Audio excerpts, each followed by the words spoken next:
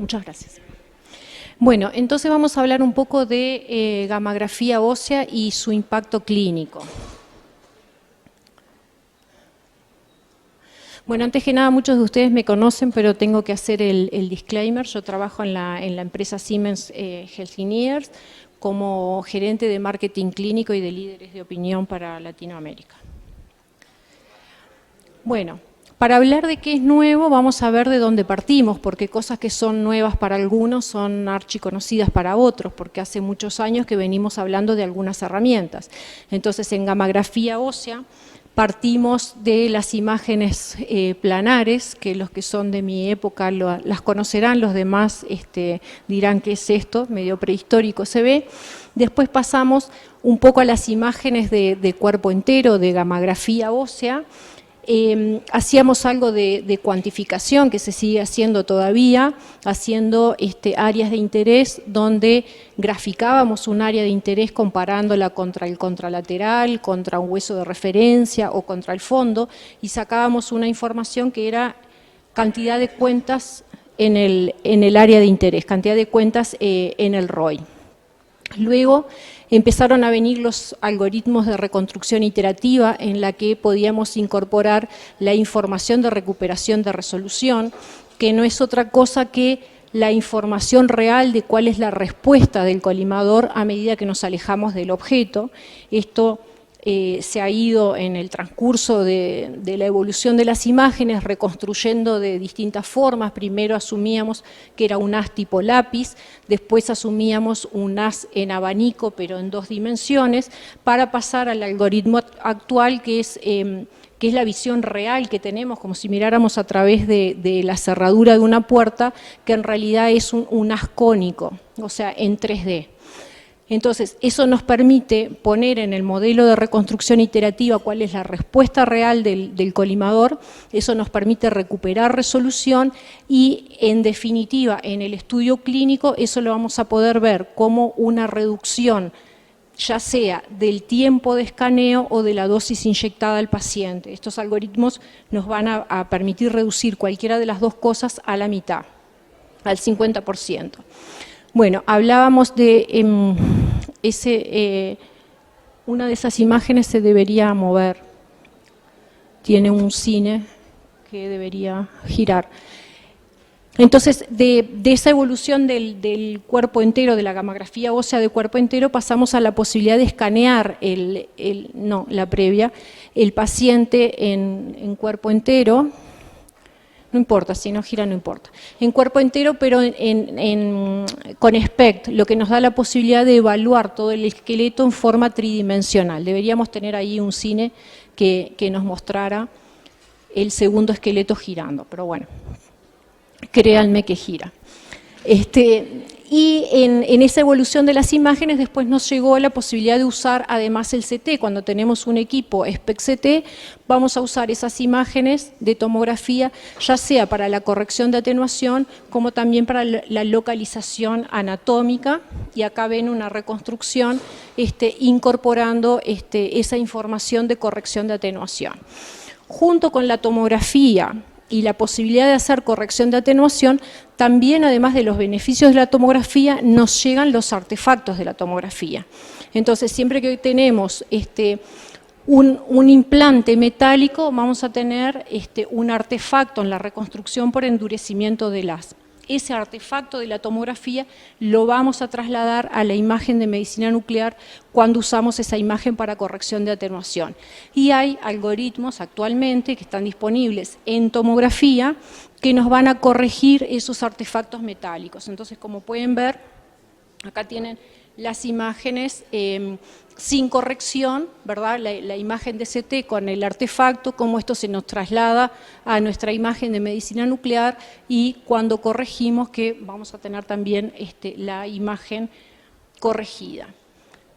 Después, una de las indicaciones que llega más frecuentemente a la clínica, hablando de un poco más de lo clínico y menos de lo técnico, es evaluación de pacientes que están o como respuesta al tratamiento, simplemente viendo la evolución del paciente, y ahí la interrogante diagnóstica es si el paciente está o no está mejor, cuál es la evolución. Y generalmente lo que se ha hecho es comparar visualmente las imágenes, y lo que vamos a tratar de decir es si estas captaciones son más intensas, menos intensas, si se mantiene igual o cuál es la conducta.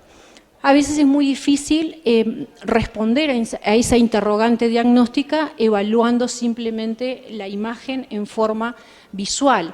Entonces uno se puede preguntar, ¿necesitamos en realidad cuantificar para poder responder a esa interrogante diagnóstica que se plantea? Y miren, este es un trabajo muy interesante en el cual se hace una revisión de 200 pacientes a los cuales se les hizo SPECT-CT y se compara, por un lado, la evaluación visual contra la cuantitativa y por otro lado, la concordancia interobservador. Entonces, podemos ver que cuando se hace una evaluación visual del estudio, hay resultados inconsistentes en 42% de los casos. Fíjense que es altísimo, pero además hay otra cosa muy interesante que surge de la evaluación, que es que el análisis visual muestra solo una moderada concordancia interobservador. Y cuando se hace esa evaluación, digamos, en forma cuantitativa, la concordancia interobservador es casi perfecta, porque obviamente los números son números, no hay lugar a la subjetividad en ese caso. Esta es una revisión de Bone Research que tiene ya varios años, pero les voy a mostrar varios papers de ya hace varios años, como desde el 2014 para adelante, como para que vean que este es un problema del cual se viene hablando ya hace mucho tiempo, no es algo que nos estamos dando cuenta ahora que pasa. Entonces, dentro acá hablan de las imágenes disponibles para evaluación de metástasis esqueléticas. Y dentro de esas imágenes disponibles, obviamente hablan de medicina nuclear. Entonces, como crítica, digamos, o como queja de la medicina nuclear, se dicen que los tiempos de escaneos son muy largos, que el PET tiene la capacidad de diagnosticar lesiones más pequeñas, pero que tiene como contrapartida de que el trazador es más caro y por otro lado tiene una dosimetría mayor que el estudio de SPECT.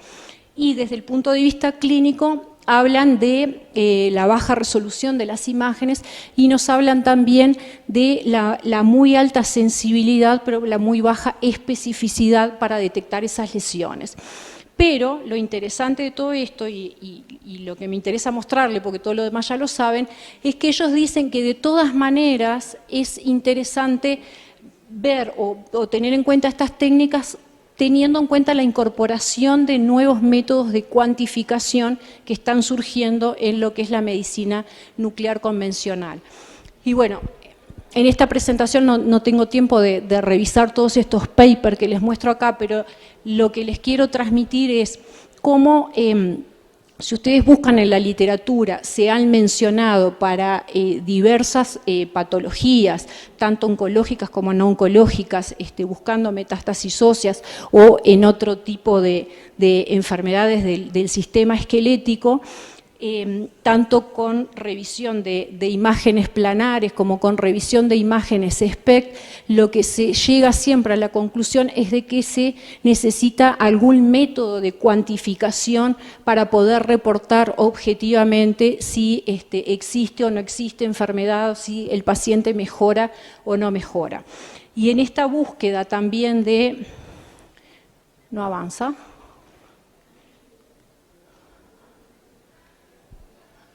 Ok. Y en esta búsqueda de encontrar diferentes algoritmos para cuantificar, también se pasa o nos movemos de lo que es la información de las cuentas por ROI a tratar de obtener SV, o sea, para tratar de obtener un valor de concentración de actividad en las lesiones.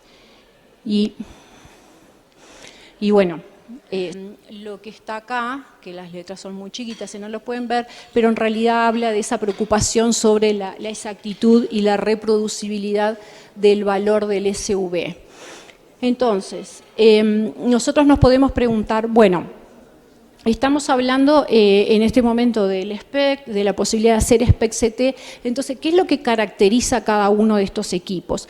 Cuando nosotros hacemos el estudio con gamma cámaras, la eficiencia de detección de la gamma cámara es muy, muy baja, entonces solo uno de cada 10.000 fotones va a llegar al detector y lo vamos a poder usar en la reconstrucción de la imagen. Entonces, por otro lado, tenemos una limitación clínica, una limitación dosimétrica en lo que es la dosis que le podemos inyectar al paciente. Por lo tanto, esta modalidad lo que nos va a requerir es que tengamos detectores muy sensibles para poder ser más eficientes esa detección. Ustedes saben que en medicina nuclear, sensibilidad y resolución van a contramano. Si una aumenta, la otra empeora. Entonces, esto hace que el precio de esta sensibilidad tan alta en SPECT sea una muy mala resolución. Por otro lado, el CT va a tener una eficiencia de detección fotónica varios órdenes de magnitud superior y eso hace que la resolución espacial de ese sistema sea mucho mayor. Entonces, cada uno de estos sistemas funcionan en un espectro diferente, con características de adquisición diferentes, y cada una de estas modalidades va a responder a las necesidades que origina cada una de estas modalidades, que son bien diferentes. Pero uno se podría preguntar, bueno, pero una vez que tenemos los dos juegos de datos, si uno tiene un SPECT-CT, ¿qué podemos obtener si integramos esta información? Entonces, hacemos un paréntesis. Nosotros hablábamos de una limitada resolución en SPECT. Esa limitada resolución nos va a producir este efecto que vemos acá, que es como que nuestra captación sobresale el borde del órgano, ¿verdad? Nos hace difuso el borde del órgano y eso es un artefacto que se da en las modalidades de imágenes biológicas por esa resolución espacial limitada. Entonces, esto es lo que nos puede ayudar a resolver la integración de estos dos métodos diagnósticos que son el SPECT y el CT. Normalmente, cuando nosotros hacemos un SPECT-CT, lo que hacemos es degradar la resolución de la tomografía. Entonces, lo que nosotros vamos a hacer es como deteriorar la resolución del CT para generar el mapa de atenuación, o sea, vamos a empatar la resolución del SPECT y vamos a usar ese mapa de atenuación en el proceso de reconstrucción. Entonces vamos a obtener nuestra imagen de SPECT, nuestra imagen de tomografía y los datos corregistrados, o sea, la fusión de la imagen. Cuando nosotros tenemos la disponibilidad de usar esos datos de CT realmente y mantener la resolución de la tomografía, nosotros podemos utilizar otro método de reconstrucción que usa un algoritmo diferente. Esto que hablábamos primero es reconstrucción iterativa o SEM, esto es otro método también iterativo que es OSCGM, y este tipo de reconstrucción se llama SPECT. Entonces, ¿qué es lo que hacemos acá? Mantener la resolución de la tomografía, adquirir los datos de SPECT con una mayor resolución y reconstruir los dos juegos de datos juntos. ¿Qué es lo que va a hacer cuando yo reconstruyo los dos juegos de datos juntos? Voy a tener una reconstrucción que me integra los datos anatómicos con los datos funcionales. Adicionalmente, cuando hablamos de SPECT óseo, nosotros podemos segmentar la tomografía, los datos de la tomografía en base a las distintas densidades que encontramos en el tejido. Entonces vamos a hacer una reconstrucción guiada voxel a voxel.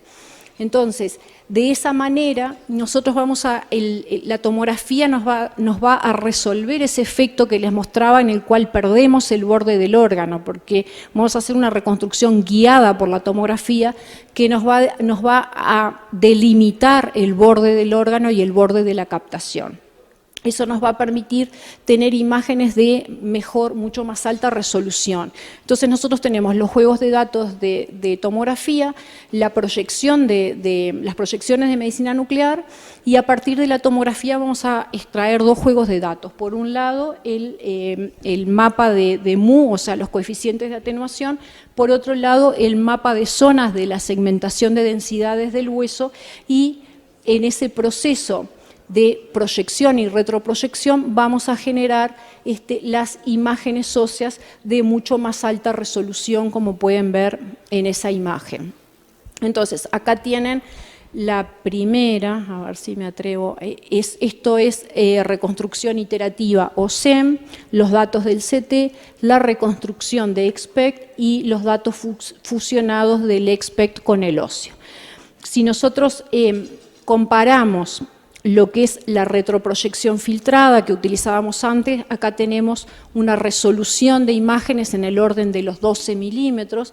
Cuando pasamos a reconstrucción iterativa o SEM, andamos en el orden de los 10 milímetros, y estas imágenes nos permiten tener resoluciones que andan por debajo de los 3 milímetros. Obviamente, cuando estamos hablando de estas resoluciones, estamos hablando de los datos que medimos con fantomas, ¿verdad? Siempre sabemos que nuestros datos clínicos la resolución es un poquito peor de lo que medimos con las recomendaciones NEMA.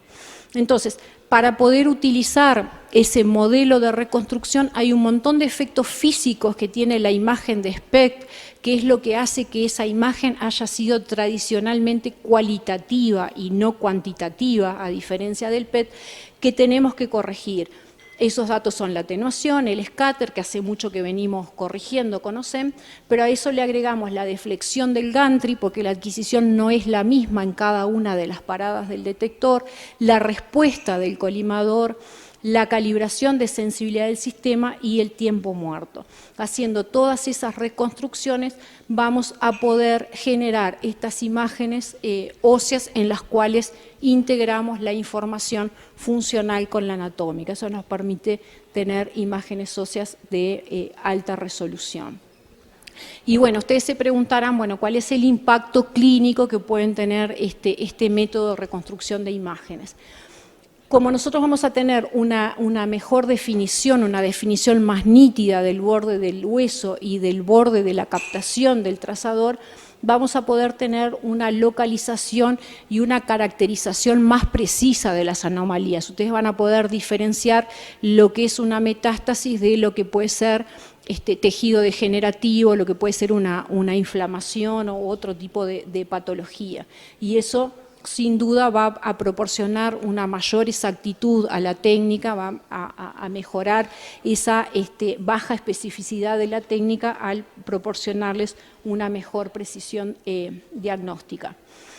Este es un review de las imágenes óseas en la que evalúan estas nuevas técnicas de reconstrucción y concluyen que se abre como una puerta interesante, digamos, al poder tener imágenes de mejor resolución y al poder cuantificar, digamos, como captación del trazador en las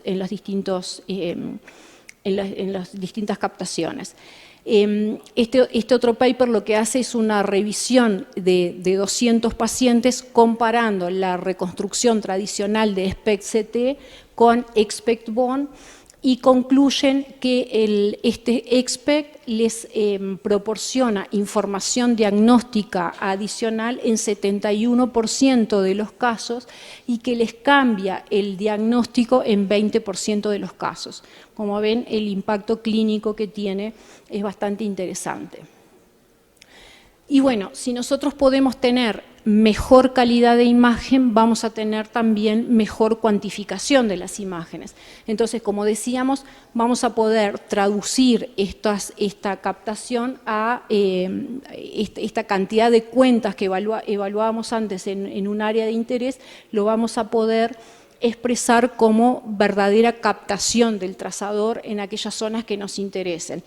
Entonces ya la cuantificación que vamos a tener disponible no es solo esa que hablábamos al principio de un área en relación a otra o en relación al fondo, sino que vamos a poder tener una medida de la concentración de actividad en un volumen particular. Entonces las técnicas que hablamos de calibración van a ser la calibración absoluta o la calibración estandarizada, dependiendo de si tenemos la capacidad de independizarnos o no del calibrador de dosis, que es otra fuente de error importante que tenemos cuando vamos a hacer cuantificación.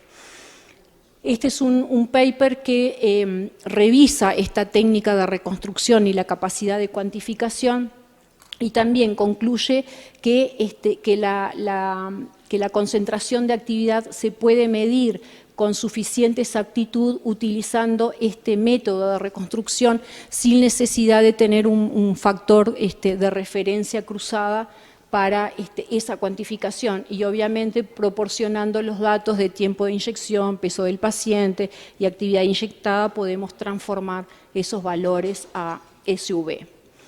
Este es un ejemplo clínico de evaluación de respuesta al tratamiento, que si ustedes se fijan, cuando miramos, esta es la primera imagen del paciente en febrero, cuando miramos la segunda en mayo, es muy difícil visualmente, por mucha experiencia que tenga el médico, es muy difícil visualmente poder decir si ese paciente está mejorando, no está mejorando, si está respondiendo o no al tratamiento.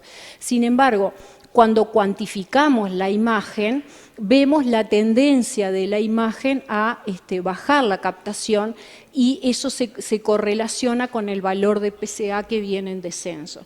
O sea que realmente nos proporciona una herramienta adicional que le va a dar mucho mayor seguridad al paciente, al médico, al poder hacer el reporte del estudio. Eso es un ejemplo parecido de lo mismo.